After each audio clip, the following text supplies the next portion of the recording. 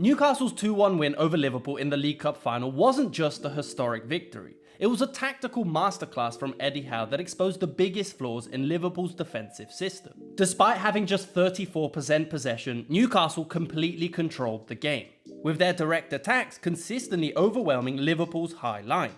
And with Liverpool attacking, Newcastle's high press resulted in them struggling to find the spaces that have made them so dangerous this season. So in today's video, we're going to be taking a look at how Eddie Howe tactically dismantled Slot's system and why Liverpool struggled to create any real danger until the final moments. Welcome back to Football Meta. Newcastle have won their first League Cup in the club's history, and with that claimed their first trophy since 1955. And it was a deserved win against the Liverpool team that have had a tough couple weeks. Whilst Liverpool will almost certainly be crowned Premier League champions, the slim chances of a quadruple have been completely shattered, getting eliminated from the FA Cup, Champions League and losing the final in a short period of time. But Liverpool can't have much to complain about, as Eddie Howe got his tactics spot on in this match. So let's start this analysis by taking a look at how Newcastle's defensive shape made life so difficult for Slot's men.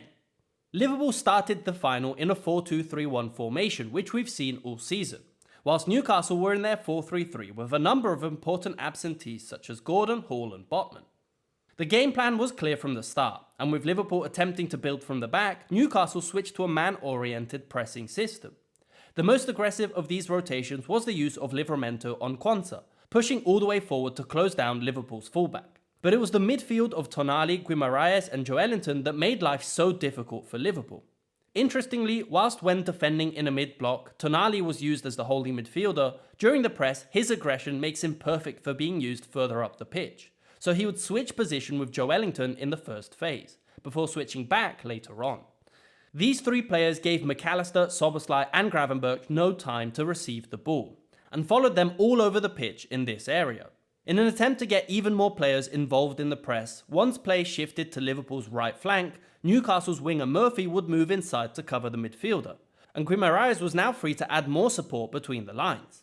This meant if Liverpool did go long into the front three, any second balls could be reclaimed by Newcastle and they could start their attack, something they did brilliantly in this game. And it was actually this shape that resulted in their second goal at the start of the second half.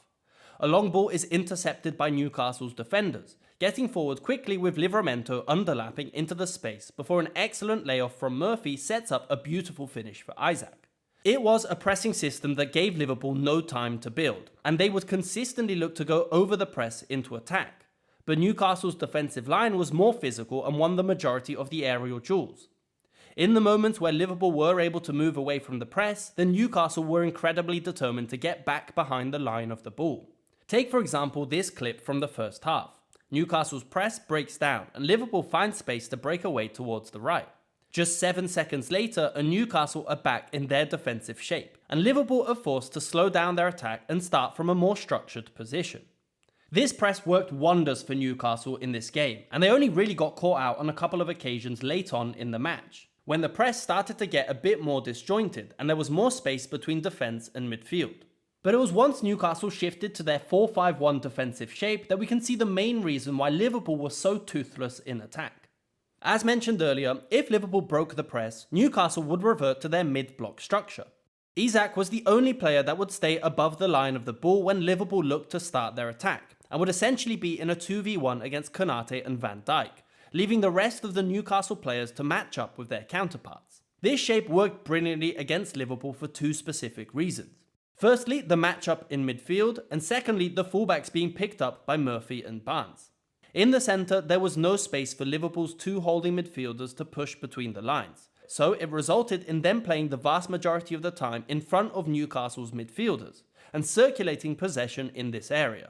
This is a huge negative for Liverpool, as this season they have been excellent at getting players forward, and this circulation around the back has been mostly done by the centre-backs and the fullbacks, whilst the holding midfielders were free to push further up the pitch. But because they found themselves in this position, it resulted in Liverpool's attack being completely disjointed, as if Newcastle's line of 5 completely split it in half. The front four didn't outnumber the defence, and if any player did rush forward, they could comfortably be followed by any of Newcastle's midfielders.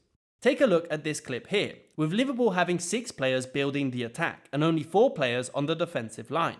For the majority of the season, it's been Van Dijk and Konate in this position, with Gravenberch in the centre and McAllister between the lines, creating a line of 5 against a defensive line of 4. But in this game, this overload was rarely to be seen. The second reason why this 4-5-1 shape worked so well is, like we mentioned, down to the overloads out wide. The vast majority of the danger from Liverpool this season has come from their wingers, and by Newcastle having their wingers ready to track the fullbacks, it meant Liverpool were never in a 1v1 position with the space that has led to so many goals this season. And this resulted in a pretty underwhelming game from both Salah and Diaz, who weren't able to create any meaningful opportunities. We'll take a look at how Slot attempted to counter this later on in the video, but let's first take a look at Newcastle's plan in possession, because it was incredibly simple but devastatingly effective. Contrary to what we saw from Liverpool, Newcastle did not look to build in this game.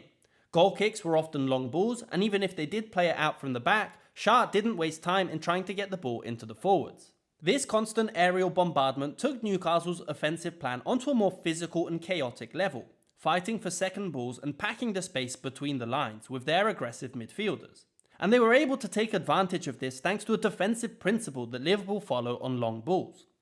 When a defender goes for a 50-50, it's common for the 3 other defenders to drop back and cover, to stop the risk of any flick-ons and players running in behind, a shape known as the 3-1 or 1-3.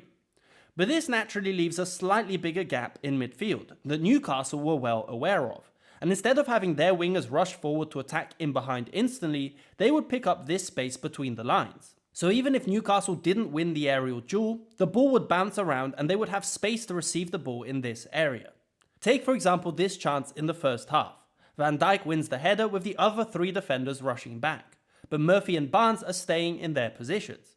A few loose balls later and Murphy can pick up the ball away from Robertson and with space to deliver a ball into the box. The speed at which Newcastle would react to these second balls meant they created a lot of danger from these positions, which may not have resulted directly in goal-scoring opportunities, but it did lead to a lot of free kicks and corners, from which Newcastle then created the vast majority of their dangerous opportunities. And Newcastle started the second half in the exact same way, with a similar direct opportunity resulting in another corner and a disallowed goal for Isak. At 2-0, Liverpool attempted to up the tempo of the game significantly and made a lot of offensive substitutions, with Jones, Chiesa, Gakpo, Nunes and Elliott all making their way onto the pitch. Most notably, Curtis Jones gave Liverpool more of a threat down the middle, with an excellent chance after breaking free from the press and forcing a good save from Pope. But it was the late introduction of Chiesa that gave Liverpool hope in the dying minutes after his late goal to make it 2-1, and looking like the Chiesa that we haven't seen in a few years' time. But that late goal wasn't enough to get Liverpool back into the game, and Newcastle saw out the remaining minutes of extra time to make history and continue their rise up the ranks in English football. But let me know your thoughts of this final in the comments down below, and if you enjoyed this video, please leave a like and subscribe for more. Thanks for watching.